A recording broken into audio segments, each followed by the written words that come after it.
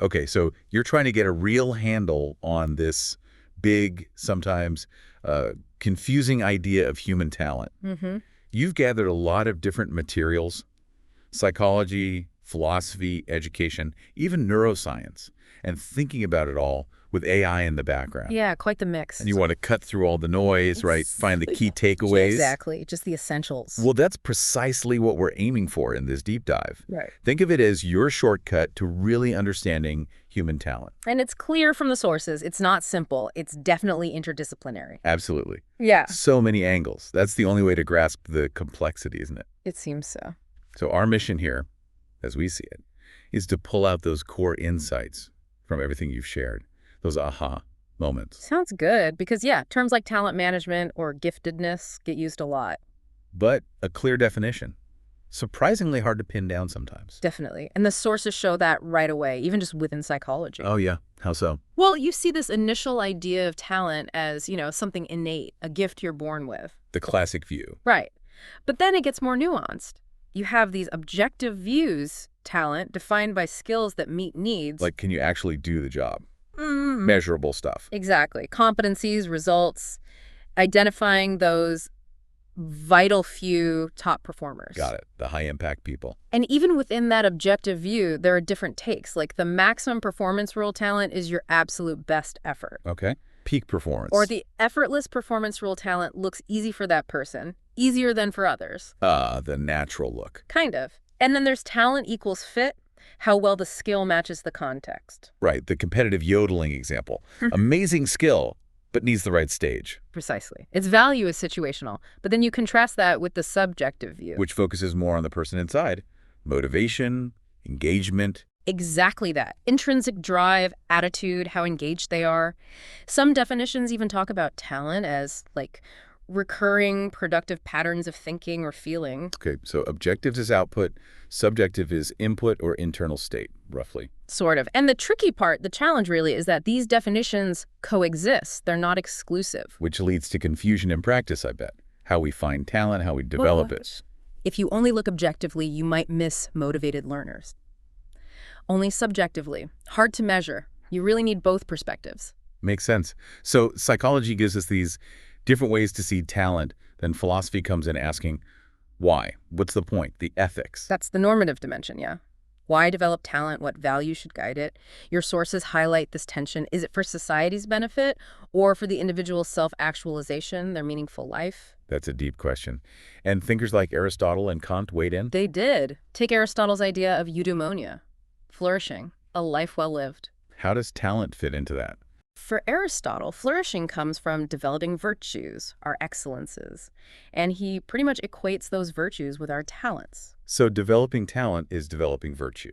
In a way, yes. And it's not just for yourself. It's about fulfilling your telos, your purpose, which naturally includes contributing to the community. Developing talents is part of a flourishing life, and that inherently helps society. Okay, so personal growth and societal contribution are linked through purpose. What about Kant? His focus is duty, right? Yes. Kant's duty-based ethics. He argues we have a moral obligation to develop our talents. An obligation. Why? Out of respect for humanity in ourselves and others. Developing talents fulfills our rational purpose, which, for Kant, includes being a useful member of society. Interesting. So different paths, Aristotle via purpose, Kant via duty, but both end up linking personal talent development to contributing socially. Exactly. It challenges a purely self-serving view or a purely instrumental view, where talent is just a tool for someone else's gain. It grounds it in morality. Which is often missed in just skills-based talks today. Really often. And does this philosophical foundation connect to how organizations think about talent, this talent philosophy idea? It absolutely informs it. An organization's talent philosophy is their set of guiding beliefs. How do they see talent? How should it be cultivated to meet their goals? It shapes everything: hiring, training, rewards. Right. It's their underlying why for managing people. Okay, so psychology is the what and how, philosophy the why, and ethics. Now, education gives us models for how it actually develops. And Gagne's DMGT model is key here. Crucial. Absolutely crucial. Gagne's differentiated model of giftedness and talent. It's foundational for understanding that journey from potential to skill. And the core of it is this distinction between giftedness and talent. Yes, a really critical distinction. Because we use those words interchangeably all the time. Right. But Gagne separates them. What's the difference? So in his model, giftedness means superior natural abilities, aptitudes, things that are largely untrained, spontaneous. He calls them gifts. Okay, raw potential. Pretty much. And he groups them into 4 domains: intellectual, creative, socioaffective, and sensoromotor. Can you give examples? Sure. Intellectual might be grasping complex ideas easily. Creative, coming up with original solutions. Socioaffective, maybe strong leadership skills or empathy. Sensory motor, like exceptional coordination or reflexes. And he suggests people with these gifts are in the top 10% for their age. That's his benchmark, yes. And you often see these gifts emerge pretty early on. So that's the giftedness part, the raw material. Talent is what you build with it. Exactly. Talent, in the DMGT model, is the superior mastery of developed abilities or skills in a specific field. Academics, arts, sports, business, whatever. And again, top 10%, but this time within that specific field. Yes, top 10% among those actively involved in that domain. And talent emerges through what Gagne calls the transformation or developmental process. ELP, learning and practice. Learning, training, practice. Taking those raw gifts and shaping them, honing them. So you could be gifted, have that potential, but if you don't put in the work, the training, it might never become a recognizable talent. The model is clear. Talent requires underlying gifts. But giftedness alone doesn't guarantee talent. that's a huge point. Like someone with a perfect pitch, a sensoromotor gift, maybe. Could be, yeah. That could become a concert pianist talent if they get the training and practice for years. Precisely. Or they might not pursue music, and the talent never develops from that gift. So important. Yeah. Giftedness is promise, talent is developed expertise. Okay, and neuroscience looks at the biology behind that initial promise, the giftedness. Yes, neuroscience adds that biological layer, looking for brain-based differences that might underlie giftedness, often framed as neurodiversity, just a different brain configuration. What kind of differences are seen? Well, research has pointed to things like the differences in brain volume in certain areas, maybe greater connectivity between regions, sometimes increased activation during tasks, heightened sensory sensitivity, even enhanced emotional processing areas. Wow. Actual physical and functional differences. But the sources say neuroscience mostly looks at the potential, the giftedness part, not the fully developed talent. That's generally the focus. Yes, it gives insights into predispositions, but the whole complex journey of learning and practice to build talent that's more in the realm of psychology and education, like Gagne's model. Okay, so pulling all these threads together, psychology, philosophy, education, neuroscience, the sources offer a synthesized working definition. They do. It frames talent as essentially realized potential. It comes from the interplay of those innate aptitudes, the giftedness, and developed skills. Shaped by? Shaped by personal factors like motivation and environmental factors like opportunities and support. It shows up as exceptional performance. Right. Exceptional performance in specific domains with significance for both the individual and potentially society. But even with this synthesis, that underlying ambiguity across fields remains. Oh, absolutely. The report stresses that. Whether you see talent as innate or as performance or potential or fit or the result of development, that core definition impacts everything. How we identify it, how we nurture it, it all flows from that basic understanding. Exactly. It has huge practical implications. Let's circle back to Gagne's DMGT model again, because that giftedness versus talent distinction feels so central. Can we unpack those 4 domains of giftedness a bit more? Intellectual, creative, socioaffective, sensorimotor. Sure. So intellectual giftedness, think exceptional reasoning, maybe a really strong memory, picking up complex ideas super fast. Okay. Quick thinker, good memory. Creative giftedness, that's more about imagination, originality, generating novel ideas, maybe unusual problem-solving approaches. The innovators, the artists, potentially? Could be. Socioaffective giftedness, this is about social intelligence. High empathy, good interpersonal skills, maybe natural leadership qualities. The people connectors, the influencers. You could say that. And finally, sensoromotor giftedness. This involves things like heightened senses, maybe exceptional eyesight or hearing, plus superior motor control, coordination, reflexes. Athletes, musicians, surgeons, maybe. Potentially, yes.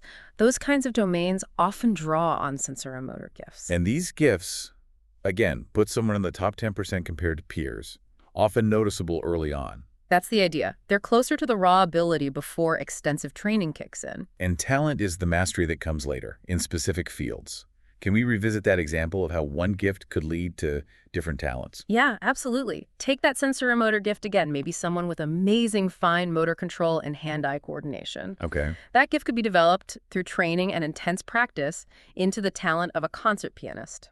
Makes sense. Or that same underlying gift could be channeled into the talent of a skilled surgeon, requiring incredible dexterity in a totally different context. Right, or maybe a watchmaker or an artist doing intricate work. Exactly. The gift is the foundation. The talent is the specific structure built upon it through that developmental process. The transformation process, the LP gifts as raw material, talent as the finished product, shaped by learning, training, practice, and the intensity of that process matters. Huge influence on the level of talent achieved, yes. It's not just about time, it's about the quality and focus of the effort. And you need the gift to start, but the gift isn't enough on its own. That's the core message of DMG2. It links directly to that broader psychological split between, relatively stable aptitudes like cognitive ability, maybe some personality traits. Things that are harder to change. Generally, yes. Yeah. Versus acquired skills, things you learn, practice, and hone. Which need effort and can fade if you don't use them. Exactly. Aptitudes might make learning easier, but skills demand development. But aptitude isn't just capability, is it? It includes the willingness to develop it. That's a really critical nuance. It includes that motivation, that interest, which ties into Gagne's interpersonal catalysts we'll probably talk about later. Okay. So DMGT is really a nature via nurture model. That's a great way to put it. It acknowledges nature's starting point, the gifts, possibly genetic, but heavily emphasizes the nurture, the developmental process, and the person's role in it. Got it. So talent isn't just magic, it's potential realized through effort and environment, which brings us right to the genesis of talent. Not nature or nurture, but how they weave together. Precisely. We're way past that simple dichotomy now. It's about the intricate dance between biology and experience. Okay, let's start with the biology and genetics. Your source to talk about heritability, twin studies. Can you break down how those studies work for us? Sure. Twin studies are a classic tool in behavioral genetics. They compare identical twins who share almost 100% of their genes. MZ twins. Right, monozygotic. And they compare them to fraternal twins, dizygotic or DZ, who share about 50% of their genes, like regular siblings. Okay. So if identical twins are significantly more similar on a trait, say cognitive ability, than fraternal twins are, it suggests genetics plays a substantial role in that trait. Makes sense. And what do these studies show for general cognitive ability, G, which seems pretty foundational for many talents?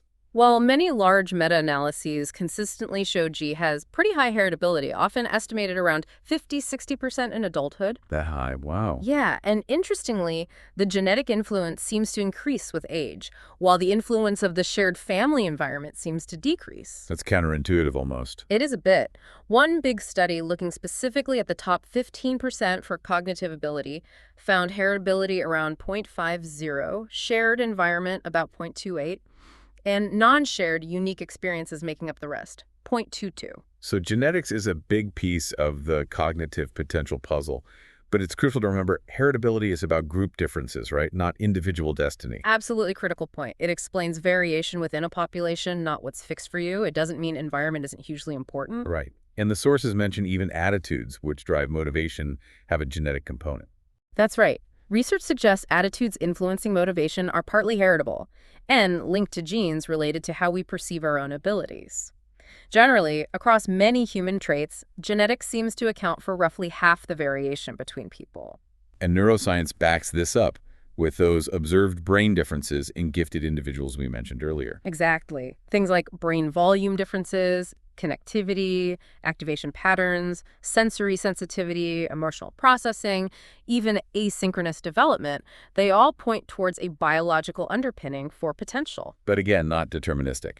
High heritability doesn't mean environment is irrelevant, or that specific talents are equally heritable as general ability. Correct. Environment is always essential for development, and these findings don't necessarily contradict the importance of practice for specific skills. Which brings us to people like Erickson, arguing expert performance is mostly deliberate practice, not innate talent, except maybe for physical stuff. Right. Erickson's work strongly emphasized focused practice, but As your sources note, the twin studies on general ability don't really clash with the idea that specific skills require dedicated practice. And models like DMGT kind of integrate both, acknowledging genetic influence on gifts and internal drive, but stressing the developmental process. Exactly, it's a more balanced view. And we can't forget the role of pure chance, lucky genes, lucky encounters, right place, right time. True.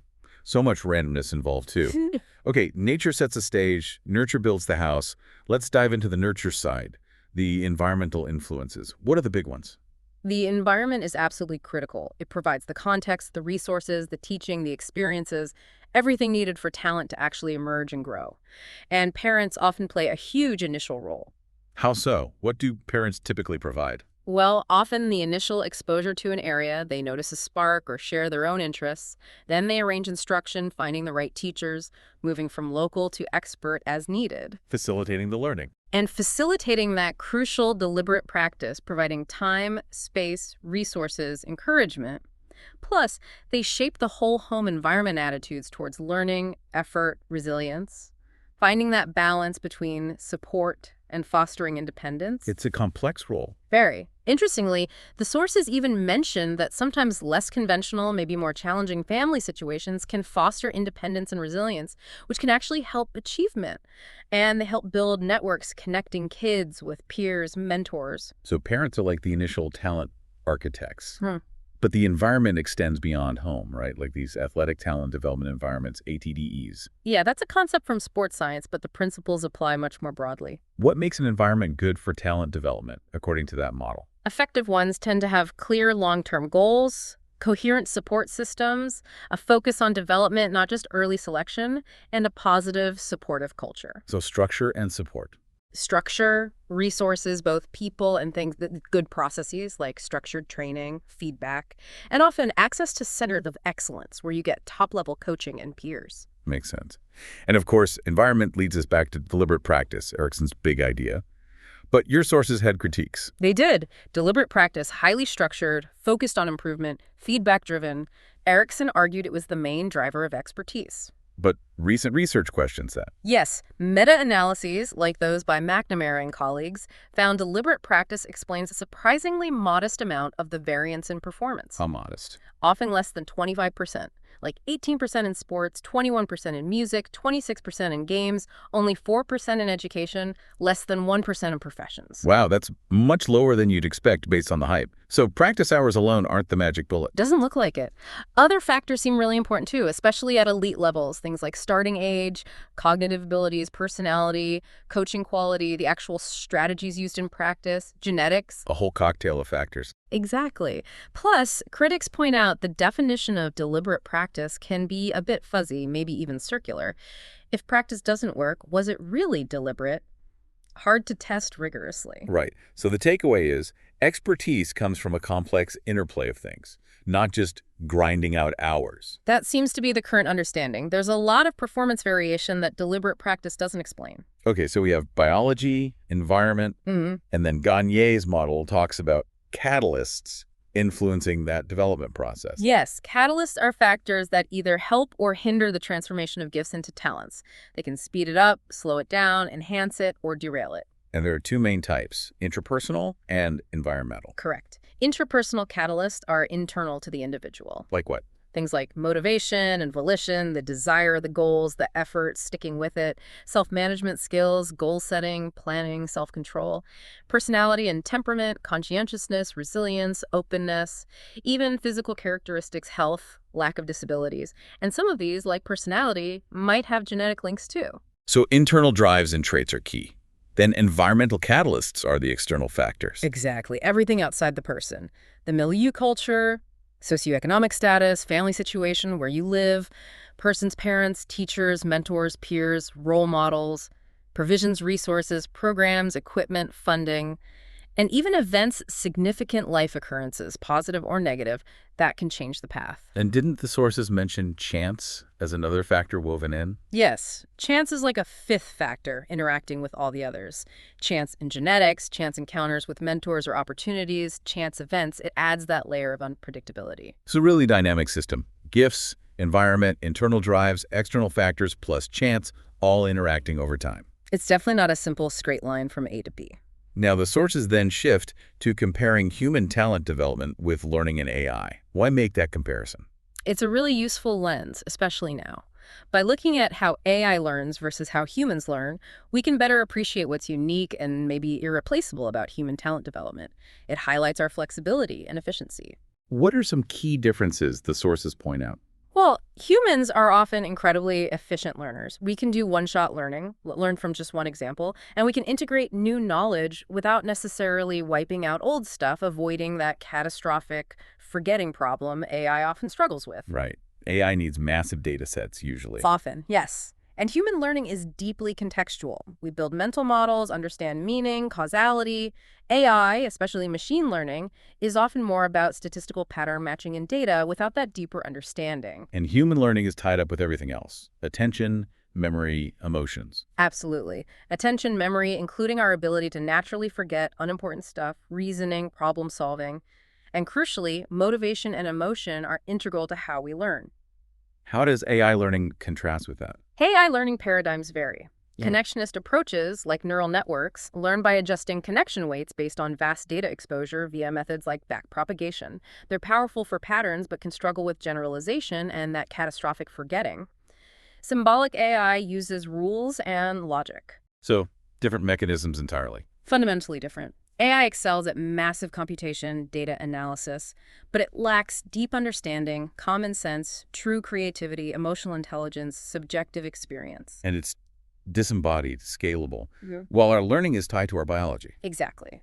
Our learning is biological, embodied. AI's isn't. There's also talk about cognitive offloading. If we rely too much on AI, do our own thinking skills atrophy? A valid concern. And the sources mention proposed brain learning mechanisms like perspective configuration that seem quite different from AI's backpropagation. We integrate emotion, prior knowledge seamlessly, AI simulates, and the speed difference in information processing is vast. So AI isn't an artificial human brain. It's a different kind of intelligence operating on different principles. That's the key takeaway. AI is a tool, a potential collaborator, not a replacement for the uniquely biological, cognitive, affective, and social process of human talent development. There might be analogies, Right. like symbolic AI for System 2 thinking, connectionist for System 1. Perhaps loose analogies, yes. And there's potential synergy, cognitive science informing AI algorithms, AI helping analyze human learning data. But the core processes are distinct. Okay, we've covered what talent is, how it develops.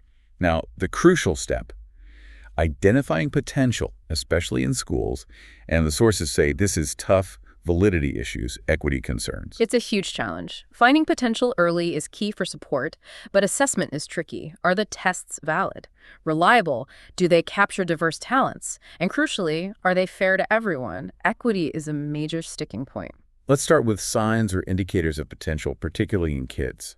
What should we look for? Well, no single trait guarantees talent, right? It's usually a constellation of characteristics that stand out from the norm. Okay, like what cognitive sign? Things like advanced comprehension, understanding stuff way above their grade level, rapid learning, getting concepts quickly, needing fewer repetitions, excellent memory, advanced language skills, big vocabulary, early complex sentences, maybe early reading. High verbal ability. Often, yeah. Also, strong curiosity, always asking why. Keen observation skills, long attention spans when interested. Good problem solving and reasoning, seeing patterns, creative solutions, liking complexity. Maybe a need for precision. So sharp minds, basically. What about creativity or motivation indicators? Vivid imagination, originality and ideas. Diverse and intense interest, getting really passionate, sometimes almost obsessive about topics. And maybe a quirky or mature sense of humor. Interesting. And social or emotional signs? Yeah, sometimes heightened emotional intensity and sensitivity. Deep feelings, strong sense of fairness or justice, high expectations for themselves, maybe perfectionism, strong social awareness, moral concern, often preferring older peers or adults for conversation, maybe high energy levels. And even very early signs, like alertness in infancy. Some research suggests things like unusual alertness, advanced motor control, responsiveness can be early indicators. But it's not always obvious, right? Sometimes lack of motivation can be a sign if the work is too easy. Absolutely crucial point. Boredom and disengagement can look like lack of ability if the child isn't challenged. Underachievement is a real risk if potential isn't spotted and nurtured. And that asynchronous development mind ahead of social skills can cause issues. Definitely. It can lead to frustration, social difficulties, being out of sync. And sometimes those intense questioning kids get overlooked if educators aren't trained to see diverse signs of giftedness. So recognizing potential needs a wide lens. Now, how do we actually assess it? The sources push for multiple measures over time. Yes, that's best practice. Potential isn't static. You need different tools used over time to get a full picture. Usually involves nomination, then screening, then placement. What are the main objective measures used? Cognitive or IQ tests are common, WISC, Stanford Binet. They measure general intelligence, G. Historically, 130 IQ was often a cutoff. Need tests with high enough ceilings for top scores and current norms. SAT can be used for talented adolescents. Psychometric soundness, especially for diverse groups, is key. What else? Achievement tests. Yes, measuring academic knowledge. Nationally normed percentile ranks. Adaptive tests are good. Multiple scores over time help identify specific strengths, but state exceeds expectations. Scores are usually too broad. Student records grades, past tests add context. Okay. And the subjective measures? More based on observation. Right. Nominations from teachers, parents, peers, self-help cast a wide net but can be biased. Teacher rating scales like Renzulli's assess gifted characteristics but suffer from bias and reliability issues between teachers. What about student work? Portfolios and performances. Authentic evidence. Need clear scoring rubrics, good rater agreement, direct observations of behavior, case studies integrating all the info. Even alternative methods like analyzing drawings are explored. But always checking that the tools are reliable, valid, and actually match the definition of giftedness being used. Critically important, and publishers should provide that evidence, especially for diverse populations. Sources also mention methods comparing potential, IQ, and achievement to spot underachievement, but these can be inconsistent. So the ideal is multiple, valid, unbiased measures. But reality often falls short. That's often the gap, unfortunately. And this leads directly to the issue of bias and underrepresentation. This seems like a major concern in the sources. It's a huge equity issue. Black, Latinx, Indigenous students, those from low-income backgrounds, English language learners, often significantly underrepresented in gifted programs. White and Asian American students tend to be overrepresented. Meaning millions of kids are potentially missing out, perpetuating inequality. Exactly. It's a systemic problem with deep roots. What are the sources of this bias? Teacher bias seems like a big one. Yes. Teachers' subjective judgments can be influenced by race, ethnicity stereotypes, cultural misunderstandings, lower expectations, gender bias too, socioeconomic status, even behavioral preferences favoring quiet, compliant kids. Sometimes teachers have narrow ideas of what gifted looks like, missing diverse talents, often unconscious bias, lack of training. And the tests themselves can be biased. Traditional IQ and achievement tests can have cultural or linguistic biases. Performance can also be affected by test anxiety or unfamiliarity with formats, which often correlates with socioeconomic status. And broader systemic issues. Absolutely. Unequal resources between schools, often linked to segregation and funding disparities. Lack of enriching early experiences for some kids. Insufficient funding for gifted programs in disadvantaged areas. Inadequate teacher preparation and cultural competency. Even parental factors, differences in education, income, cultural capital affect advocacy and opportunities. It's multi-layered. So what can be done? What strategies promote equity? The sources list several key strategies, using multiple and diverse measures, objective, subjective, performance-based, implementing universal screening, testing all students at certain grade levels, not just relying on nomination. That seems crucial.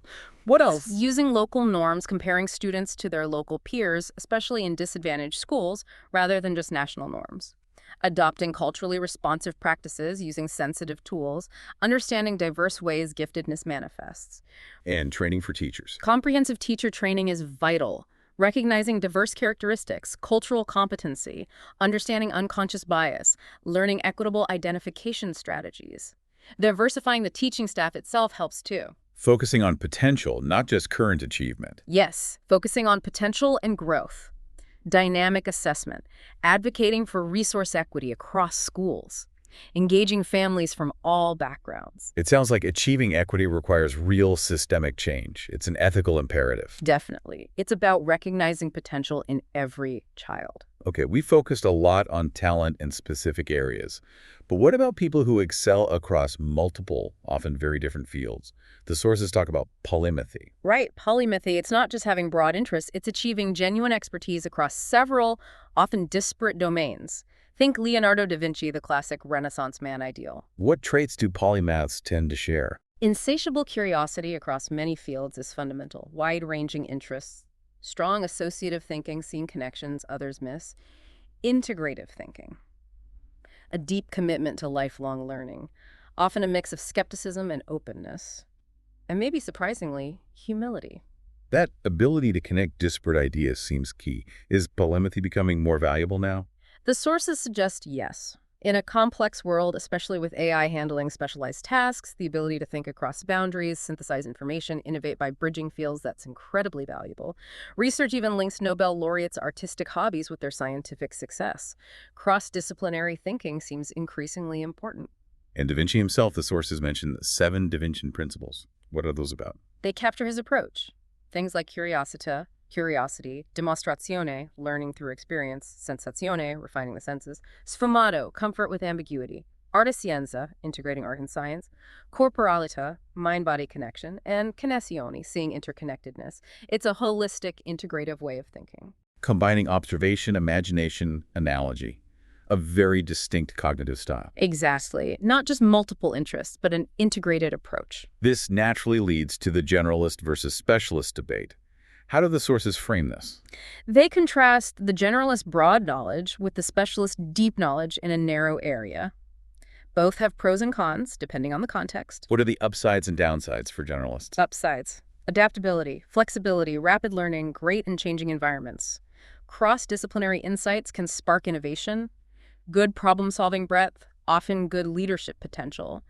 Downsides: risk of superficiality, maybe undervalued sometimes, might not perform as well on highly specific tasks. And for specialists? Upsides: deep expertise, mastery, high performance in their niche, recognition, authority, good at handling complexity within their domain. Downsides: less flexible, potentially narrow perspective, siloed thinking. Can be coordination challenges in teams of only specialists. So the best approach depends on the situation. Stable versus dynamic environments. Largely, yes. The sources mention T-shaped skills, deep expertise, plus broad knowledge as a valuable blend, and the importance of teams with both specialists and generalists. Also, a warning about potential generalist bias in some evaluations. This raises a key question. Does focusing intensely on one talent necessarily limit development in other areas? It's a common worry. Yeah. Arguments for limitation include belief in fixed domain-specific talents. Early focus might shut down exploration, simple resource constraints, time, energy. But the sources also argue against inherent limitation, suggesting breadth is possible. Yes. The existence of polymath is Exhibit A. Research also shows learning multiple skills, even later in life, has broad cognitive benefits. Skills can transfer across domains via analogy. Gagne's model suggests broad aptitudes, intellectual, creative, can fuel multiple talents. Development is multidimensional anyway. Different aspects grow at different rates, and models of multiple talents exist. So elite focus in one area doesn't automatically kill potential elsewhere. Not necessarily. The danger might be more about premature foreclosure, stopping exploration too soon, maybe due to pressure or narrow beliefs. We need to consider multi-potentiality, too high ability interest in multiple areas. So the ideal is encouraging focus while keeping doors open for exploration, especially early on. That seems to be the recommendation, balancing depth and breadth. Okay, shifting focus now to the individual. How does having talent, or being labeled gifted, shape someone's inner world, their challenges, their life path? It can have a really profound effect, yeah, beyond just performance, on their psychology, their choices. Let's start with the inner world: motivation, self-concept, pressure. How does talent impact these? Motivation is often high intrinsically in their interest areas, but it varies. Some develop fixed mindsets from the gifted label or praise-fearing challenge, avoiding effort, tying self-worth to easy success. The smart label backfiring. Can happen. Others get demotivated by easy work or just focus on grades. Supportive environments fostering autonomy, competence, relatedness are key for healthy motivation. And self-concept. Is it always higher? It's mixed. Some studies show higher, others no difference, some even lower in specific areas. Self-concept matters for well-being, career development. Asynchronous development or social issues can create weird discrepancies in self-concept. And pressure. That seems like a big one. Huge. Internal pressure, high standards, perfectionism. External pressure from parents, teachers, society expecting specific achievements, careers, contributions can lead to anxiety, stress, fear of failure, decision paralysis. What about overall well-being and life satisfaction? Does being gifted help or hurt? Again, debated. Depends on the person, the environment fit, resilience. Intellectually, academically gifted adults generally seem to adjust well. Creatively gifted might have higher rates of mood disorders, some research suggests. Emotional intelligence seems crucial for navigating it all. And long-term satisfaction? Longitudinal studies often show gifted adults report high life satisfaction, usually linked to achieving meaningful goals, career, relationships. Though some research hints intellectually gifted adults might sometimes face a crisis of meaning. So talent brings potential benefits, but also unique psychological challenges. Yeah. Like perfectionism, imposter syndrome, asynchronous development. Let's unpack those. Right. Perfectionism is very common. There's adaptive perfectionism, healthy striving. But maladaptive perfectionism, fear of mistakes, harsh self-criticism, self-worth tied to being flawless, that's harmful, leads to anxiety, procrastination, burnout, low self-esteem, often fuels imposter syndrome. Tell us more about imposter syndrome, feeling like a fraud despite success. Exactly. Attributing success to luck, fearing exposure, really common among high achievers, linked to perfectionism, low self-esteem, anxiety, can make people avoid challenges or asking for help. Self-esteem seems key. Supportive feedback might help. And asynchronous development, again, mind out of sync with body or emotions. Yeah, cognitive skills way ahead of physical, social, or emotional maturity. Causes internal frustration, social awkwardness. Heightened emotional intensity can make it harder. Even executive function might lag in the profoundly gifted due to longer neural growth times, paradoxically. Accommodation is key. Wow. These challenges really highlight the need for social emotional support alongside academic programs, don't they? Absolutely critical. Otherwise, you risk undermining well-being and potential. Now, how does this all affect educational paths and career choices? The SMPY study suggested early abilities predict later paths. Yes, the study of mathematically precocious youth showed early math verbal strengths often predict later STEM versus humanities paths and creative output in those fields. But gifted kids often have many interests, multi-potentiality. Does that cause career indecision? It often does. Having high ability and interest in multiple areas means many viable options. Can lead to feeling overwhelmed, analysis paralysis, anxiety about choosing wrong, even job hopping later. Is true good at everything multi-potentiality common? Maybe not perfectly flat profiles, but the difficulty choosing between multiple good paths is real. High stakes and perfectionism compound it. Sometimes it's just underdeveloped decision-making skills. So career counseling needs a special approach. Definitely. Needs to explore values, non-academic interests, teach decision strategies, not just list options. And what about early specialization? Does a strong early interest risk locking someone in too soon, preventing exploration? That's the risk of premature foreclosure, yes. While early passion is great, it might prevent discovery of later emerging interests. Multi-potentiality can surface later, too. Need to balance deep engagement with encouraging exploration. Gifted kids might also default to high-prestige careers just from lack of exposure to alternatives. So specialized career counseling is vital. Yes. Encouraging broad exploration, showing diverse options, facilitating self-assessment, building decision skills, addressing external pressures. Lifespan perspective, group counseling can help. These choices really impact long-term life satisfaction.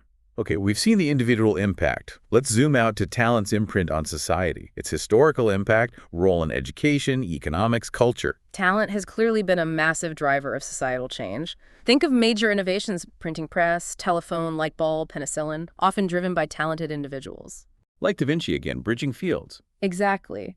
These innovations catalyze cultural evolution, changing how we share knowledge, beliefs, technology. Societies have always tried to nurture talent, from historical patronage to modern R&D investment. It's seen as crucial for progress. And education systems are the main institutions for this. Huh. How has gifted education evolved? It has a long, evolving history. Ancient roots, then Galton focusing on heredity, Terman using IQ tests for longitudinal studies, Hollingworth advocating special environments. Post-Sputnik saw a STEM focus. The Marland Report broadened the definition. A nation at risk pushed for more services. Javits Act focused on underserved groups. No Child Left Behind shifted focus to basic proficiency. A nation deceived advocated for acceleration. A lot of shifts. And philosophical changes, too. Yeah, from mystical views to the scientific IQ era to more recent broader views, multiple intelligences, creativity, motivation, environment, now moving towards transactional views, talent emerging from person-environment interaction. And ongoing debates. Always. Definition, narrow IQ versus broad. Identification, validity, equity. Nature versus nurture, best services, enrichment, acceleration, grouping. And the big one, equity versus excellence. That fundamental tension. Let's talk about the economic and cultural side. Talent as an economic resource. Absolutely central. Organizations see talent as critical for innovation, productivity, competition. Leads to talent management, attracting, identifying, developing, retaining, deploying talent aligned with strategy and culture. Increasingly tapping diverse sources too, like immigrants, using computational models for planning. And at a national level, human capital. Yes, developing talent is investing in human capital, seen as key for economic growth, national competitiveness, solving big problems, a nation's greatest resource, arguably. But culture shapes how we even see talent. Hugely. Conceptions aren't universal. Different cultures value different abilities. Western focus on analytical intelligence is one example. Applying one culture's criteria elsewhere causes misidentification, underrepresentation. Cultural orientations, individualism, collectivism, beliefs about intelligence being fixed or malleable also influence things. Need culturally sensitive approaches. Which brings us back to ethics. Fairness, equity, responsibility, the excellence versus equity tension again. Its core. Equity means resources based on need, removing barriers. Equality means treating everyone the same. Focusing resources on the gifted raises equity concerns, fears of elitism. But gifted kids do have specific needs, and denying appropriate challenge isn't equitable either. It's a constant balancing act in policy and practice. So fairness might mean different treatment based on need. Often, yes. Teaching is a moral endeavor. Fairness demands overcoming bias and identification. Equity audits help check this. And there's a responsibility educators, system to nurture all potential, especially gifted kids from disadvantaged backgrounds. Gifted kids themselves often have heightened moral sensitivity too. Need to challenge misconceptions too, like they'll succeed anyway. Or gifted means just high IQ. Definitely. Or that fairness means treating everyone identically. Or linking giftedness with pathology. Navigating the ethics requires nuance, understanding complexity, bias awareness, and balancing individual potential with system-wide equity. So knowing all this, how do we actually cultivate human potential effectively and equitably? What are the practical strategies? It needs action on multiple levels: individual, family, education system. What can individuals do? Cultivate a growth mindset. Commit to lifelong learning. Engage in deliberate practice, but also play and exploration. Develop self-awareness, self-management. Build character skills like resilience. Seek feedback, mentors. Explore broadly, then focus strategically. And families, parents. Provide that foundational support, enriched environment, instruction, practice time, model values learning, work ethic, foster independence, identity. Crucially, provide social-emotional support, validate intensity, teach coping skills, help find peers, balance support and challenge. And schools. Educational strategies. Equitable identification is paramount. Multiple, diverse, culturally sensitive measures, universal screening, ongoing assessment, differentiated instruction, provide challenge, complexity, foster a growth mindset culture, create supportive, inclusive environments safe to fail, encourage student agency choice, voice, provide mentorship, focus on strengths while addressing needs, integrate social-emotional learning, use tech for personalization. It's about building a supportive ecosystem. For lifelong learning is key for everyone in today's world. Absolutely essential for adaptability. Organizations recognize this too. ATD's model emphasizes self-motivation, curiosity, risk-taking, networking for continuous development. How can organizations support that? Formal training, self-paced learning, on-the-job training, mentorship, job rotation, feedback culture, dedicated time resources for learning. Benefits are huge: adaptability, bridging skill gaps, innovation, performance. Now that provocative question, is a purely talent-focused education system better, more evolutionary and productive? What are the pros and cons? Pros, you could argue. Maybe enhanced productivity in specific areas, better career alignment, meets societal skill needs, meets gifted kids' needs. Maybe specialization drives evolution. Cons are significant, though. Huge EE equity concerns, resources go to the few, wide gaps, risk of narrowness, lack of adaptability, negative impact on well-being, pressure, anxiety, imposter syndrome, conflicts with growth mindset, hard to define, predict talent accurately anyway, can kill intrinsic motivation. So a purely talent-focused system seems problematic. Very. The sources definitely lean away from that. So what are the final recommendations for fostering talent equitably? Adopt a broad, dynamic definitions of talent. Implement equitable ID systems. Invest in teacher training. Ensure equitable access to high-quality curriculum and opportunities for all. Focus on talent development for all, strength-based. Integrate social-emotional learning. Promote growth mindsets. Foster collaboration schools, families, community. Use data like equity audits for improvement. So integrate talent nurturing within a broader commitment to equity, growth, and holistic development for everyone. That's the overarching message, yes. Okay, bringing this all together, our deep dive shows human talent is this incredibly complex dance between nature and nurture. Understanding it needs insights from everywhere, psychology, philosophy, education, neuroscience. And nurturing it effectively and justly demands that commitment to equity, appreciating the diverse ways potential shows up. Exactly. We've tried to synthesize those varied perspectives from your sources to give you that richer, more nuanced picture. Well, we hope this deep dive provides that clarity. And maybe one final thought for you to chew on. With AI rising so fast, what specific aspects of human talent do you think will be most critical for our future flourishing individually and as a society? That's a great question to ponder. Something to think about as you continue exploring. Thanks so much for sharing your sources and joining us for this deep dive. This is DigitView.